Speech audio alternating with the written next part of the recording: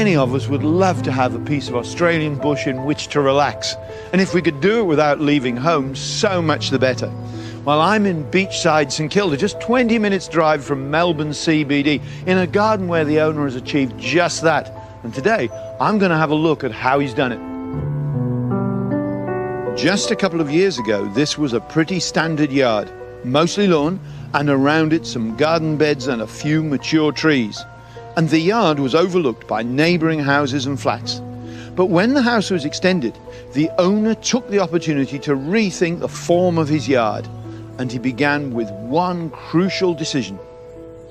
And that decision was to change the contour of the garden.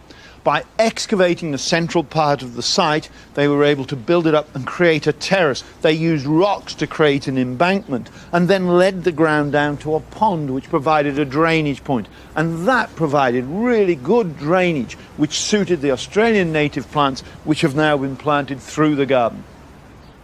Now, this type of excavation wouldn't be so easy in clay soils because, of course, it's the fact that the sandy soils here drain so well that allows you to dig this hole down for it to work effectively. What I really like about it, though, is that it achieves a wonderful sense of enclosure. You're protected from the surrounding buildings. It's almost like you're down in your own campsite with a campfire to keep you warm. It really is a lovely effect.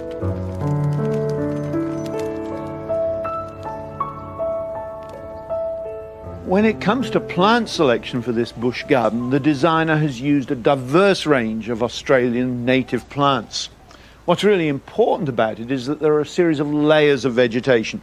Ground covers, lovely emergent grasses, small shrubs, taller shrubs, and then trees. Of the trees, the native frangipani catches my eye, and over here there are some lovely water gums, Tristaniopsis laurina. The Illawarra flame trees form a really great evergreen block, and eventually they'll completely screen the power pole. And over here, and really appropriate for today's wintry weather, is a snow gum. This really does have some of the most lovely bark.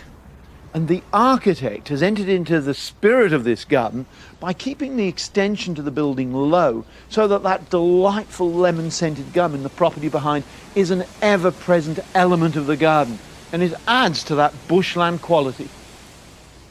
When you come to design a bush garden, it's really important to stress the natural qualities.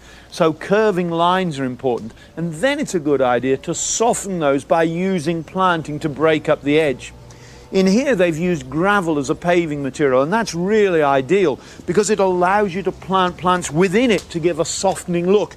So it's a really good idea in the garden to plant plants like this Dianella in the sort of position where plants would grow in nature. It anchors the rock into the garden and gives the whole thing a much more natural effect.